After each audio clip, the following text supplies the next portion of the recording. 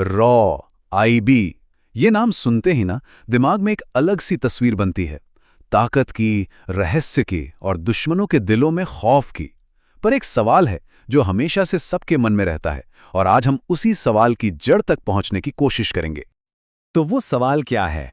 सवाल सीधा सा है, भारत की सबसे ताकतवर खुफिया एजेंसी आखिर है कौन? रॉ या फिर आईबी? ये एक ऐसी बहस है ना जो कभी खत्म ही नहीं होती। तो चलिए आज इसी पहेली को सुलझाने की कोशिश करते हैं। अच्छा, फिल्मों में तो हम देखते ही हैं, है ना? इनके एजेंट्स को एकदम सुपर हीरो की तरह दिखाया जाता है, मतलब अकेले ही पूरी दुनिया बचा लेते हैं। पर क्या असलियत भी बिल्कुल वैसी ही है या फिर कहानी कुछ और है? सच कहूं तो असलियत फिल्मों से कहीं ज्यादा पेचीदा और दिलचस्प है। तो चलिए शुरू करते हैं रॉ से।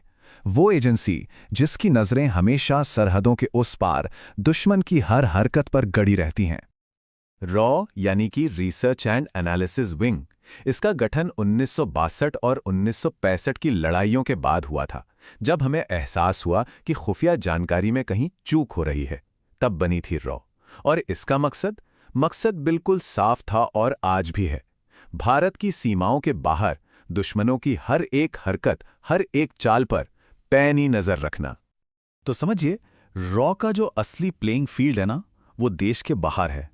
ये उन जगहों पर ऑपरेट करती है जहां भारत के कानून लागू नहीं होते, और वहां इनका सिर्फ और सिर्फ एक ही काम है, बाहर से आने वाले हर खतरे को पहचानना और उसे हमारे दरवाजे तक पहुंचने से बहुत पहले ही खत्म कर देना।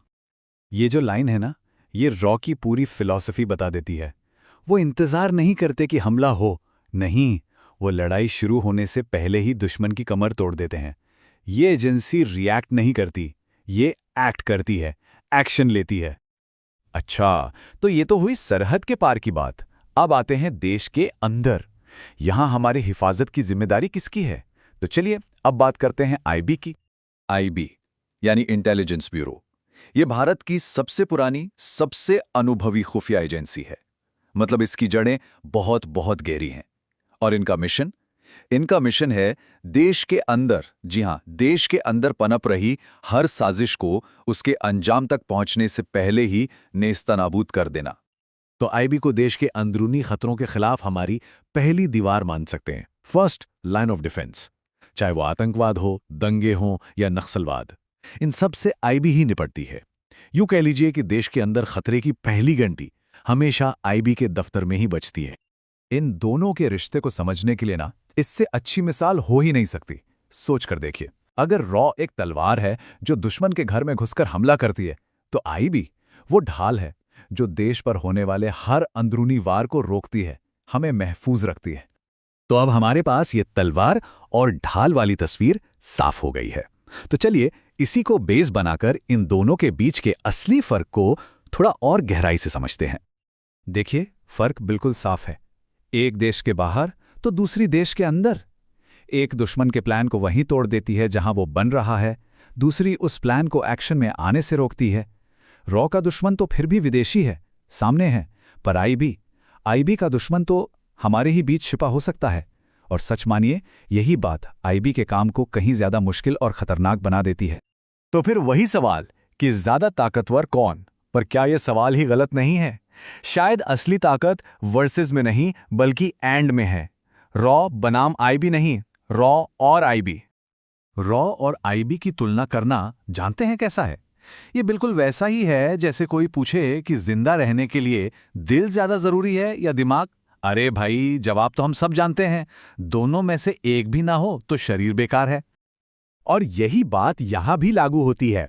रॉ आईबी के बिना अधूरी है और आईबी रॉ के बिना बिल्कुल अंधी है। सोचिए, अगर बाहर से खतरे की खबर ही नहीं होगी तो अंदर की सुरक्षा कैसे होगी? और अगर अंदर की कमजोरियों का पता नहीं होगा तो बाहर का दुश्मन उसी का तो फायदा उठाएगा। और यही इस पूरी बातचीत का निचोड़ है। भारत की असली ताकत रॉ या आईबी में नहीं है, बल्कि दोनों के साथ में है। जब ये दोनों मिलकर काम करते हैं ना, वही तालमेल, वही सिनर्जी हमारे देश की सुरक्षा की सबसे बड़ी गारंटी है।